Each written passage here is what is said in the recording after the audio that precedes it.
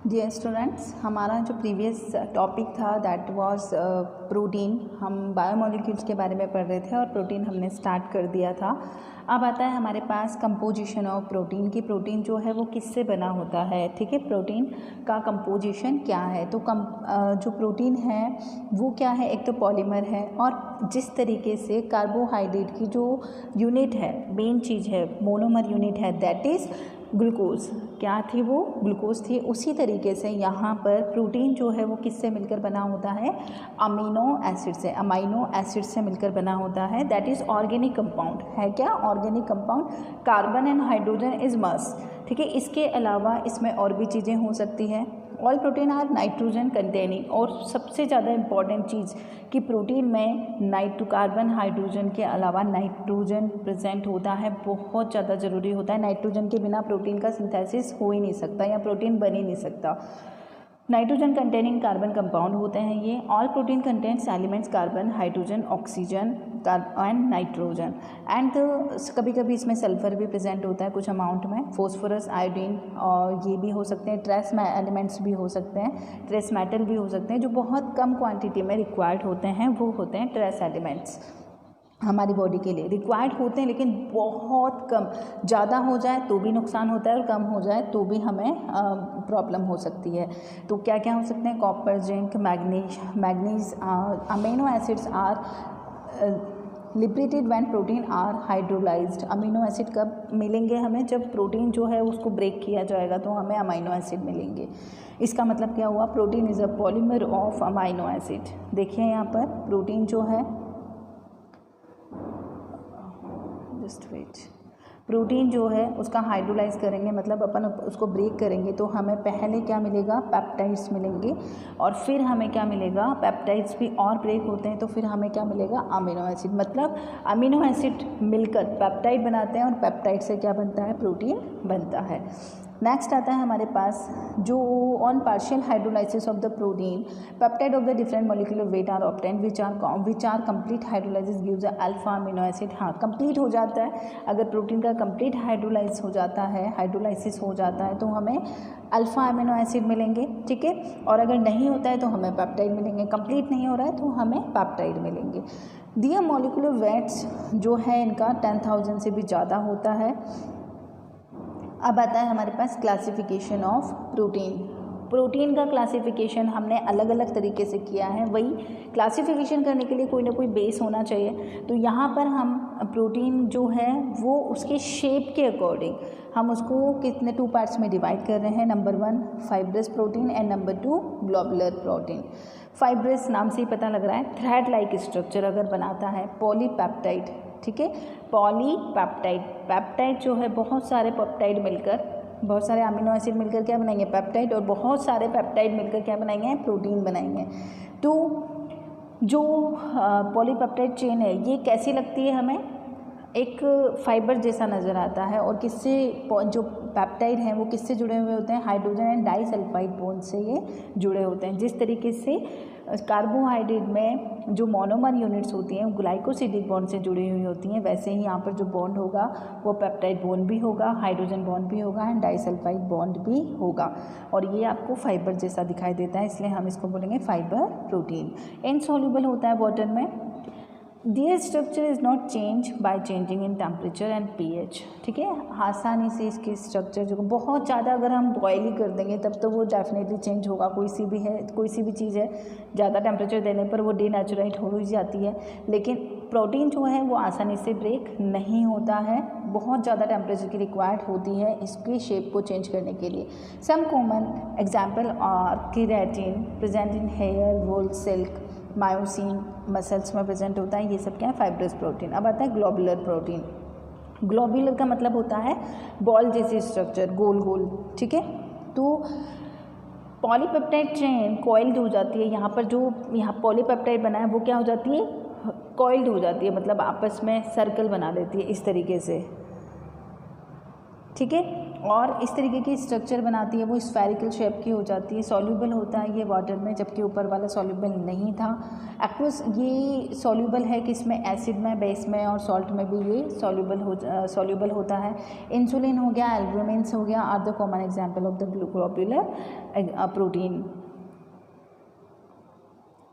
Next आता है हमारे पास protein are classified on the basis of their, just wait, हम बहुत आगे आ गए।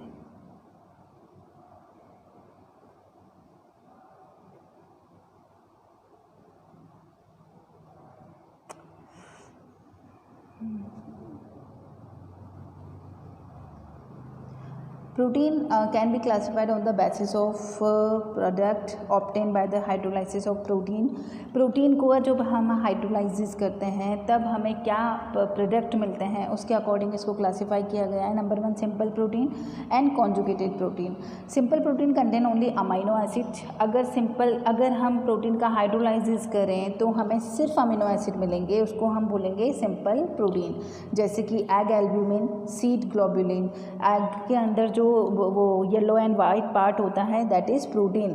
तो जो वो किसका एग्जाम्पल है, सिंपल प्रोटीन का एग्जाम्पल है। कॉन्जुगेटेड, अगर हमें अमाइनो एसिड के साथ नॉन अमाइनो एसिड भी मिलता है तो हम उसको क्या बोलेंगे, कॉन्जुगेटेड प्रोटीन।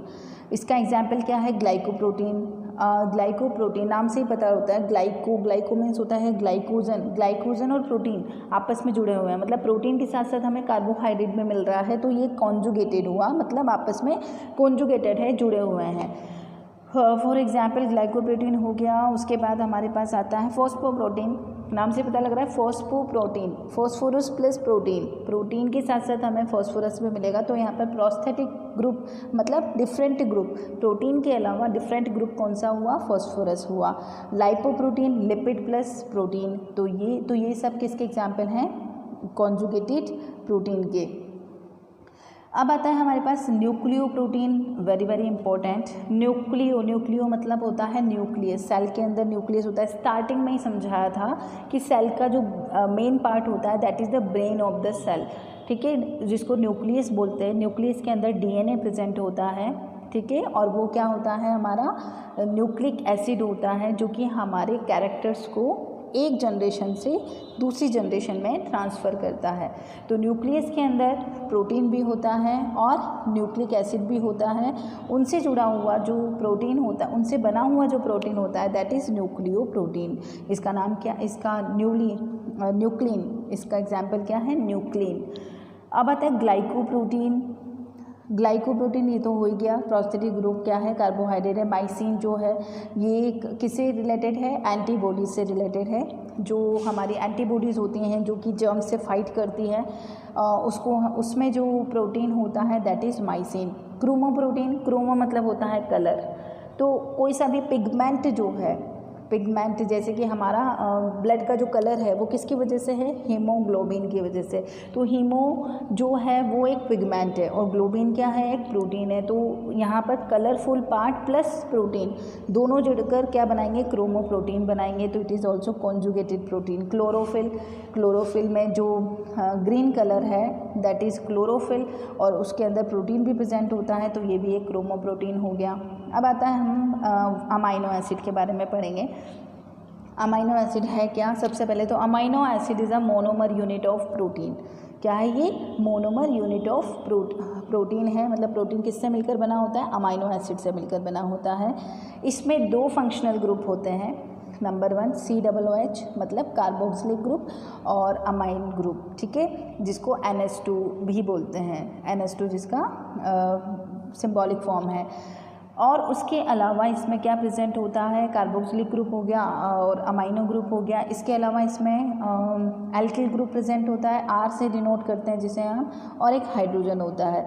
जो भी मैंने मतलब कार्बन है उसकी 4 वैलेंसी है, ठीक है, जैसे कि ये कार्बन है, इसकी ये 4 वैलेंसी है। तो एक तरफ क्या होगा COOH, एक तरफ क्या होगा NH2, एक तरफ क्या होगा H और एक तरफ क्या होगा R, ठीक है। ये अमाइनो एसिड है, सिंपलेस्ट अमाइनो एसिड। अब यहाँ पर क्या होगा, जो ये दोनों तो कॉमन है, ये वाला और ये वाला तो हर अमीनो एसिड में प्रेजेंट होगा, लेकिन ये भी चेंज हो सकता है और ये भी चेंज हो सकता है। अगर ये भी और ये दोनों अगर चेंज हो रहे हैं या एक एक चेंज हो रहे हैं तो different type of amino acid हमें मिलते हैं, ठीक है।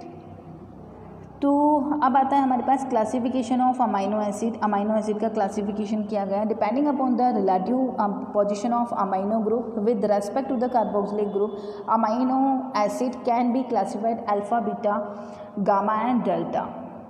तो सबसे पहले तो हमारे पास जो अमाइनो एसिड है दैट इज़, इसके अंदर जो सेंटर कार्बन है that is the chiral carbon, है या नहीं है। अगर एक ही कार्बन से चारों ग्रुप, एक कार्बन से जुड़े हुए जो चारों ग्रुप हैं वो डिफरेंट हैं तो हम उसको क्या बोलते हैं, कायरल कार्बन बोलते हैं। तो यहाँ पर देखो कि अल्फ़ा किसे बोलेंगे, COOH के पास वाला जो कार्बन होगा, मेन किसको मान रहे हैं अपन, COOH, तो COOH के पास वाला कार्बन अल्फ़ा कार्बन कहलाएगा, ठीक है। उसके बाद हमारे पास जो अमीन ग्रुप जुड़ा हुआ है वो अल्फ़ा कार्बन से जुड़ा हुआ है, इसलिए हम इसको क्या बोलेंगे, अल्फ़ा अमीनो एसिड। यहाँ पर देखिए COOH, इसके पास वाला कार्बन अल्फ़ा कार्बन और अल्फ़ा कार्बन से NH2 ग्रुप जुड़ा हुआ है। यहाँ पर भी देखिए COOH, इसके पास वाला अल्फ़ा कार्बन और इससे क्या जुड़ा हुआ है, NH2 ग्रुप जुड़ा हुआ है, ठीक है। अब आता है हमारे पास बीटा। बीटा मतलब COOH के पास वाला कार्बन अल्फ़ा और अल्फ़ा कार्बन के पास वाला कार्बन बीटा। बीटा कार्बन से अगर क्या जुड़ा हुआ है, NH2 ग्रुप, तो हम उसको क्या बोलेंगे, बीटा अमाइनो एसिड बोलेंगे, ठीक है। उसके बाद सिमिलर गामा, अगर अल्फ़ा, बीटा और गामा, अल्फ़ा के पास वाला बीटा, बीटा के पास वाला गामा, गामा से क्या जुड़ा होगा, NH2, तो उसको हम क्या बोलेंगे, गामा अमाइनो एसिड। अब आता है नेक्स्ट हमारे पास, ये मैंने यहाँ पर आपको पूरा बताया हुआ है कि what are the difference between the fibrous protein and globular protein, ठीक है, ये आप पढ़ लें। उसके बाद आता है हमारे पास नेक्स्ट,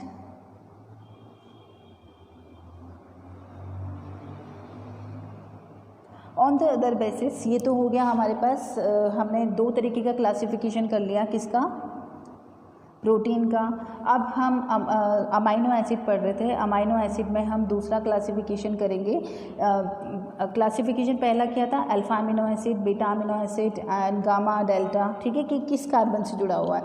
दूसरा है हमारे पास कि उनकी जो अमाइनो एसिड है उसके ऊपर चार्ज कैसा है, वो न्यूट्रल है या उसके ऊपर प्लस चार्ज है या उसके ऊपर माइनस चार्ज है। इसके बेसिस पर हमने उसको डिवाइड किया, न्यूट्रल, एसिडिक एंड बेसिक।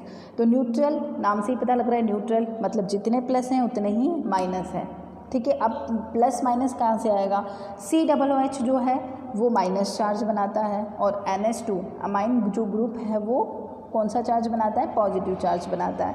तो जितने COOH हैं उतने ही हमारे पास अमाइन ग्रुप है, तो वो क्या हो जाएगा, प्लस और माइनस क्या हो जाएगा, कैंसिल आउट हो जाएंगे और वो कैसा हो जाएगा, अमाइनो एसिड न्यूट्रल, ठीक है। एसिडिक, अगर हमारे पास in this number of amino group is less, COOH नाम से पता लग रहा है एसिड, एसिड कौन है, COOH, तो COOH ज़्यादा है, अमाइनो ग्रुप कम है, तो उसको अपन क्या बोलेंगे, एसिडिक अमाइनो एसिड। यहाँ पर देखो हमारे पास दो तो क्या है, COOH और एक क्या है, NH2, तो अपने आप दो CH2 हैं, एक NH2 है, ठीक है। तो COOH ज़्यादा है, कार्बोक्सिलिक एसिड वाला ग्रुप जो है वो ज़्यादा है, इसलिए एसिडिक अमीनो एसिड होगा। उसके बाद अगर बेसिक मतलब हमारे पास क्या ज़्यादा हो जाएगा, इसमें NH2 ज़्यादा हो जाएगा, तो उसको अपन क्या बोलेंगे, बेसिक अमीनो एसिड।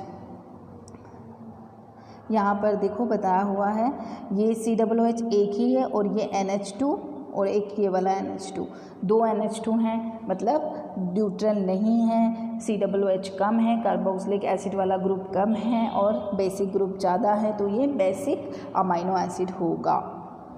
अब आता है हमारे पास next, essential and non essential amino acid. Essential जो हमारी बॉडी के लिए ज़रूरी हो और नॉन असेंशियल जो हमारी बॉडी के लिए ज़रूरी नहीं है, दैट इज़ नॉन असेंशियल। इसके बारे में हम नेक्स्ट वीडियो में हम स्टडी करेंगे।